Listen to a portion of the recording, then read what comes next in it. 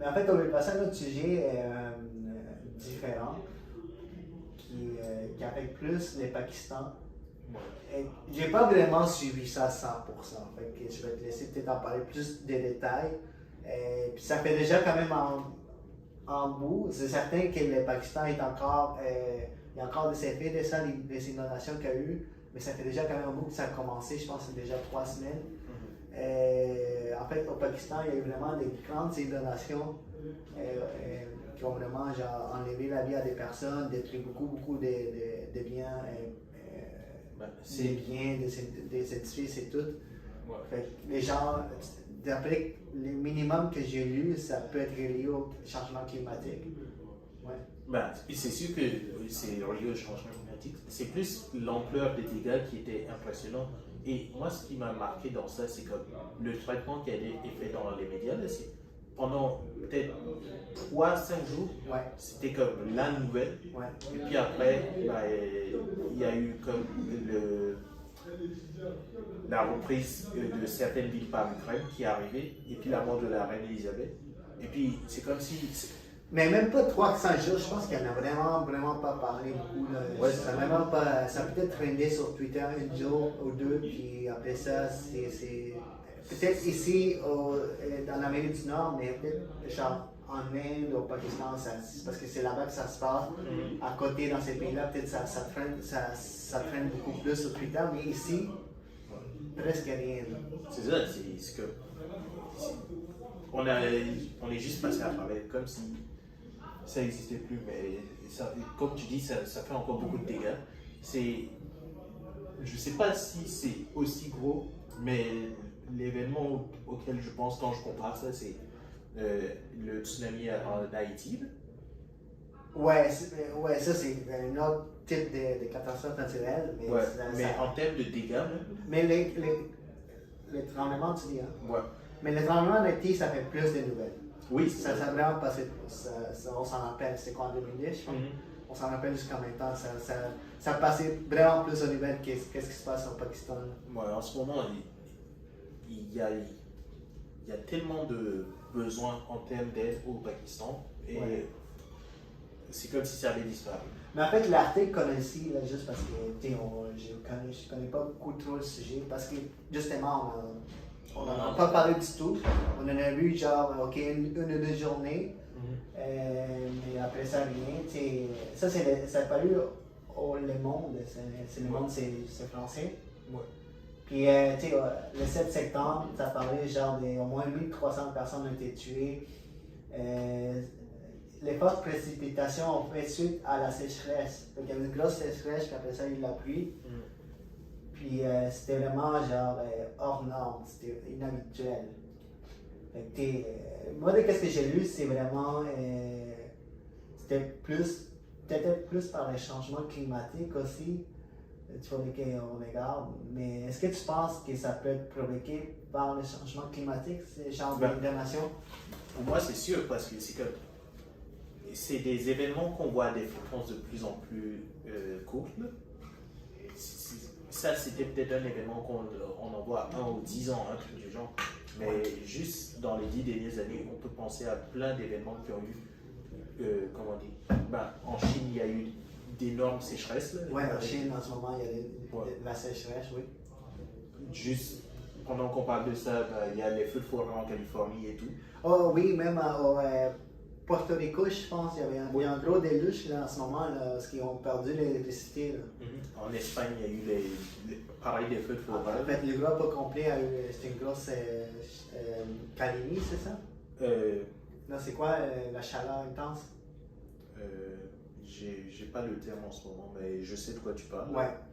Fait qu'il y avait des. Canicule. Canicule, c'est ça, bon français. Mais oui, c'est que. Fait que ça peut être lié aussi au changement climatique. Ouais, c'est tellement d'événements qui arrivent à la suite. Et c'est pas comme si ça arrivait une fois dans 10 ans. C'est 2022. Fait que ça montre à quel point il faut se concentrer sur des projets qui ont de plus gros impacts sur l'environnement. Parce que monsieur, madame, tout le monde, même s'il fait des changements dans sa vie, ça peut affecter l'environnement, mais pas d'une grosse façon. Ouais. C'est plus au niveau de grosses compagnies qui vont prendre des décisions de, OK, est-ce qu'on fait un pipeline ou pas? Ouais. Est-ce que Baie du Nord s'est accordé ou pas? Ouais. C'est là que... Ça peut faire un plus gros impact. Ouais. Mais tu sais, qu'est-ce que tu penses aussi de l'effet qu'on n'en parle pas de genre, qu'est-ce qui se passe en Pakistan? Parce que je sais que j'ai vu des articles, juste de même rapidement, qu'il y a beaucoup, il y a quand même eu des LED, je pense la Croix-Rouge, Ouais. l'ONU aussi, je pense, Ouais. qui sont allés aider, il y a beaucoup de dons qui se sont faits. Il y a on en a entendu parler, mais pourquoi tu penses qu'on n'en a pas assez entendu parler? Parce qu'on parle souvent du changement climatique, là, quand quelque chose arrive de même, parce que ça ne nous touche pas, c'est loin, on n'en parle pas. Oui, ben, c'est surtout que les médias sont de moins en moins, comment dire, bien financés. Quand on parle du Pakistan, il faudrait envoyer quelqu'un là-bas dans ces conditions-là. Ouais. Il y a peu de chances que ça arrive. Les seules façons dont on aurait des nouvelles, c'est s'il y avait des journalistes qui sont sur place, des journalistes locaux. Mais par rapport aux journalistes, mais genre, on n'a pas vraiment, mais ça, on a Twitter, on a Facebook, on a les réseaux sociaux, pourquoi ça ne se partage pas aussi intense? Les gens ont souvent tendance, quand quelque chose arrive de même, ils en partagent. Mais justement parce que tu mentionnais qu'on est en 2022, parce qu'il y a trop de choses, Oui. ok, ça arrive, puis il y a une nouvelle chose qui arrive, puis là, tout ce qui était le Pakistan, ça descend dans les trending, puis ça disparaît.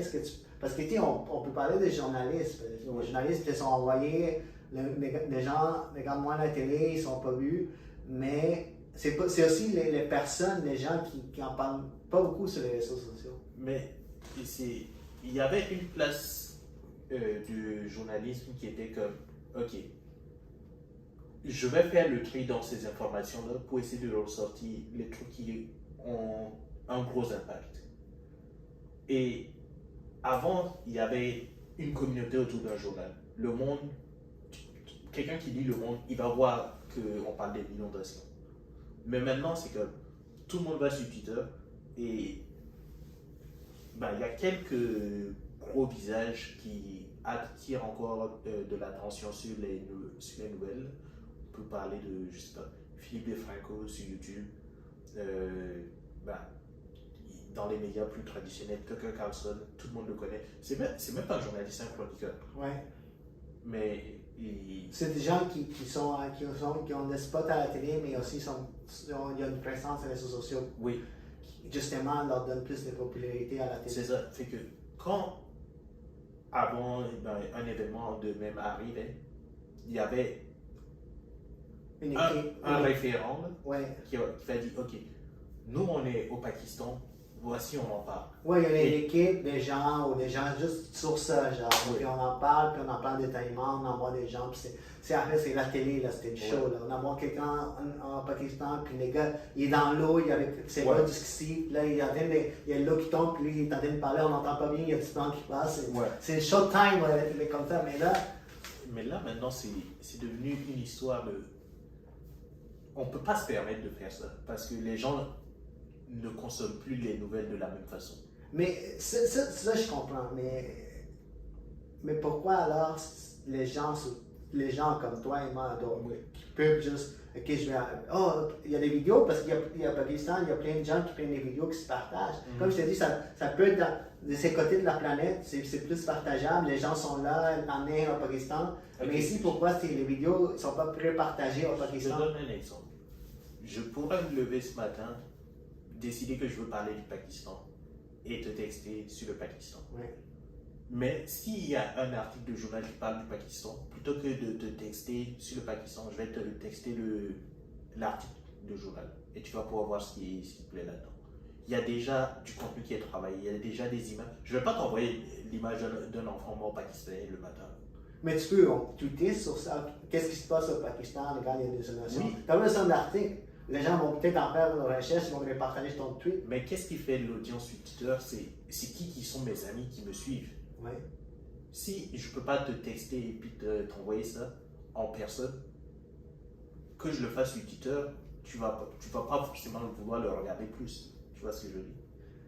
Ouais, mais tu sais que moi, j'ai plus l'habitude d'aller sur Twitter maintenant. Avant, j'utilisais pas ça, mais là, j'aime regarder des films.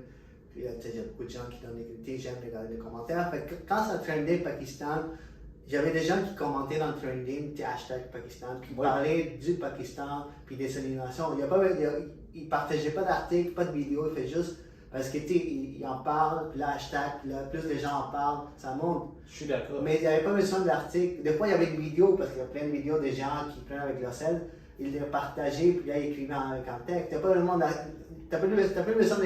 Peut-être c'est plus crédible, on va dire, si tu partages l'article du Le Monde. Pas forcément l'article du Monde. Ça prend des événements qui sont traités d'une certaine façon pour que les gens veuillent les partager. On peut parler de, je sais pas, du. Ok. 9/11. Le jour même, tout le monde avait la photo du 11 septembre. Tout le monde en parlait. Mais 2-3 jours après, qu'est-ce qui fait qu'on en parle encore? C'est, oh, il y a quelqu'un qui est allé sur place et puis il a vérifié qu'il s'agissait je sais pas, de tel modèle d'avion qui c'était financé par telle personne. Il y avait une histoire qui reliait tout ça. Si je prends juste une photo d'un enfant pakistanais aujourd'hui et que je t'envoie ça, ah, tu sais qu'il y a eu des inondations, mais demain, je ne peux pas te renvoyer le même message. Tu vois ce que je veux dire? Je comprends. Au moins qu'il y a d'autres choses qui sont passées, qui vont donner plus d'ampleur. Oui. Et le seul moyen de savoir qu'il y a quelque chose qui s'est passé, ça prend un journaliste, quelqu'un qui est sur place, pas forcément un journaliste officiel, mais quelqu'un qui prend le temps de documenter cette information-là et de la mettre sur la plateforme. Un peu de la même façon que, je sais pas, admettons, qu'est-ce qui rend les interviews de Joe Rogan aussi populaires? C'est pas tant la grosse interview, c'est que tout le monde peut prendre un clip de cette interview-là et puis l'envoyer à quelqu'un d'autre. Sur le Pakistan, mais je comprends que tu veux dire qu'on envoie quelqu'un, un journaliste qui va créer du contenu oui. Pour la télé, et après ça se fait partage sur les réseaux même pas sociaux. forcément pour la télé, juste. Ah, tu parles d'un journaliste qui est juste une chaîne YouTube. Ouais, même si il n'a pas le titre officiel de journaliste, quelqu'un qui. Ça peut être n'importe qui va prendre son site, mais c'est ça, comme je t'ai dit, il y a des vidéos des gens qui prennent juste les déluges, qui mettent. Mais ça prend plus que juste l'image, ça prend le traitement de l'information. Ça prend que je dise, ok, j'ai été là, c'était telle place, j'ai vérifié qu'il y avait des gens. Je peux pas juste. Mais pas juste une oui. vidéo qui prouve qu'il y a des maisons qui sont bonnes avec des lots. On en a vu déjà ça. Tu vois ce que je veux dire? Ah, ok. À la 10e maison qui s'écoule, t'es comme. C'est une maison. La 10e vidéo avec des lots qui rentrent, qui dévastent une ville au complet. Oui. T'es déjà, ok, je l'ai vu comme ça. Je peux rien faire. Il n'y a rien que je peux faire pour la maison qui s'écroule. Fait que tu verrais quelqu'un qui parle devant la caméra. Voici telle association qui a besoin de telle chose. Voici ce qui est recueilli. Là, il y a. Quoi, un influenceur là, qui devait en parler là? Ben, un influenceur. Ouais, si on veut. Là. Qui serait devant la caméra, là, devant les déluges. Même s'il n'est pas devant la caméra, s'il nous montre que. S'il ne prend pas son visage et qu'il nous montre un hôpital qui est en train d'accueillir les gens, monsieur, madame, tout le monde sur Twitter et tout, ils vont voir, ok, tel hôpital, il fait des efforts, on va aller les aider. Oui, mais ça, ces genres de vidéos sur Twitter, ça marche pas. Sur Twitter, c'est juste comme dans le moment même. Tu sais, sur Facebook, ces vidéos, ça se partage. Ça va plus se partager. Ça partage. Twitter, comme je te dis, c'est du texte dans le moment même, dans le peu. Là. Mais ces vidéos que tu parles sur Facebook, je pense que ça va grandir. Mais ça, c'est comme un peu plus genre, il faut que la personne se rende là, il faut qu'il prenne il faut, genre, les déluges, ça fait 3-4 jours, là, il va là, il faut qu'il l'édite, il faut qu'il fasse ça prend plus de temps. Mais même dans l'instant X, là, ok, admettons un journaliste qui est, je sais pas, comment ça s'appelle, Al Jazeera, parce qu'ils sont dans le coin là, qui est sur place, il dit, ok, je suis présentement dans la capitale, les enfants n'ont pas à manger parce qu'on est bloqué par l'eau, un truc du genre. Ok, les gens qui suivent ce journaliste vont se dire, yo, il faut qu'on fasse quelque chose. Plutôt que ce soit compte random X sur Twitter, que tu ne sais pas s'il est vérifié, tu ne sais pas si l'information qu'il raconte, c'est pour son profit à lui ou pour aider le C'est Pakistan. la vidéo qu'ils partagent, c'est la vidéo de C'est ça. Il y a trop 2022 au Pakistan et pas de 2010 quelque part. en Haïti, des trucs. Ouais, ok, je comprends. Oui, c'est ça. T'es comme tu peux s'appeler quelqu'un dans London qui peut partager n'importe quoi, puis ça, c'est une source plus vérifiable, sérieux. Mais on dirait que la source, ce genre de source est plus niche. Parce que c'est les gens qui suivent les journalistes, c'est pas les gens qui en général. Parce que les gens en général vont juste partager tout ce qui est viral, pop-up. Ouais. Ils ne vont pas aller voir, ok, je vais aller voir les journalistes de Le Monde ou Al Jazeera. Ou, écoutez, ça, c'est des gens plus niches. Puis si le contenu qu'il a fait est vraiment bon, puis ça se partage, il y a un impact, ça va se rendre à être viral. Mais des fois, ça ces gens n'ont tellement plus de financement que ça n'arrive plus. Ouais. C'est comme, je veux bien être journaliste et puis prendre des vidéos et puis essayer de faire des tweets récents sur l'actualité et tout, mais s'il ne mange pas, il va se trouver un autre travail. Sûrement. Mais écoutez, sûrement qu'il y a encore, il y a beaucoup encore. Même ça fait déjà peut-être 3-4 semaines que ça s'est passé. Il y a encore beaucoup de conséquences, puis des conséquences qui vont vraiment être pour longtemps au Pakistan. Fait que, si jamais vous regardez la vidéo, puis vous faites vos recherches, puis vous trouvez genre un endroit, un organisme qui fait des dons au Pakistan, puis tout, ou vous voyez des vidéos comme Kevin, des gens qui sont vraiment là-dedans, qui partagent des vidéos du Pakistan, faites-les partager ou faites en don. Un des rêves que j'ai. Ou en parler aussi. Ouais. Un des rêves que j'ai, ce serait de trouver un journaliste pour chaque pays auquel je me dis, ok, lui, quand il se passe quelque chose dans son pays, il va en parler. Et d'avoir cette liste-là. Mais peut-être qu'il en parle dans son pays, mais ça n'arrive pas internationalement. On ne le connaît pas, c'est ça. Peut-être que, comme je t'ai dit, peut-être qu'au Pakistan, ils en parlent tous les jours. Oui, au Pakistan, obligé, ils en parlent. À côté, au Bangladesh, quand même, puis dans d'autres pays à côté là, qui en parlent tout le temps. Là. Oui. Mais ici, ça ne se rend pas ici. Ça ne se rend pas ici. Fait que même si ton journaliste il faut être connu dans cette région-là, il va pas, la langue, tout, c'est différent. Non. Il ne va pas se rendre jusqu'au Québec, au Canada, aux États-Unis. Ça peut se rendre. La plupart des nouvelles sont données en anglais. Ouais. Ou traduites en anglais. Ouais. Mais d'avoir quelqu'un qui va bâtir une communauté en se disant, il ne faut pas que juste que ça reste chez nous, là. De la même façon que aux États-Unis, Philippe de Franco, il a grossi et puis maintenant il y a des gens en Chine ou en Corée qui regardent son show. Ou en France, il y a Hugo Décrypte qui fait des vidéos et tout, qui se rendent aux États-Unis et tout. Pas français, lui? Juste français ou anglais? Non, il fait ses shows en français. Il a fait des entrevues en anglais. Il a interviewé Bill Gates, il me semble, et quelques autres personnes. Mais ça prend un visage pour, comment on dit, une communauté, par exemple, pakistanaise qui va dire, ok, voici, moi, je vais parler de l'actualité au Pakistan. Oui, mais ça va tout le temps rester niche. Ça va tout le temps rester niche. Parce que, tu sais, les gens vont parler du Pakistan, mais s'il y a rien de grave qui arrive, ça, on en parle. Tu peux parler. Parce que c'est grand. Oui, mais c'est ça que j'essaie d'amener, c'est que ça prend de parler des nouvelles du monde, mais aussi des nouvelles de chez soi. Genre. Ceux qui parlent des nouvelles juste chez eux ou juste dans une zone du monde, ça suffit plus. Ça prend un truc extra. Là, genre. Ça serait comme un Joe Rogan qui en parle, genre, comme... Ouais. Ouais. Fait que lui, il en parle, parce que des fois, il mentionne des choses, il en parle, puis là, ça fait de l'ampleur. Ouais. Fait que si lui, il parlait du Pakistan, puis là, seulement dans une conversation, quand il voit, là, oh, qu'est-ce qui se passe au Pakistan, puis là, ça peut amener l'attention, mais ça, c'est genre 30 secondes de son podcast. Là, tu s'en parle, comme ce podcast de 4 ans, 30 secondes, mais il en parle. S'il faisait genre 30 minutes sur ça, là, ça aurait plus d'ampleur. Si Joe en parle, tout le monde en parle. Ouais. Ou genre, parce que lui, il a quand même une ampleur, comme tu dis, internationale, presque.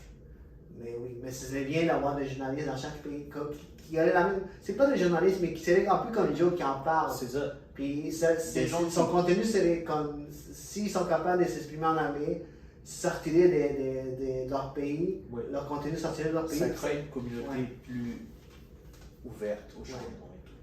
Mais en tout cas, les seuls qui pourraient prendre la place, c'est Joe. Fait que si on parlerait, ce serait bien. Mais nous, on en parle parce que c'est quand même un sujet qu'on porte. En tout cas, ça me tient à cœur. Ça nous tient à cœur, puis ça fait partie de tout ce qui se passe avec les changements climatiques.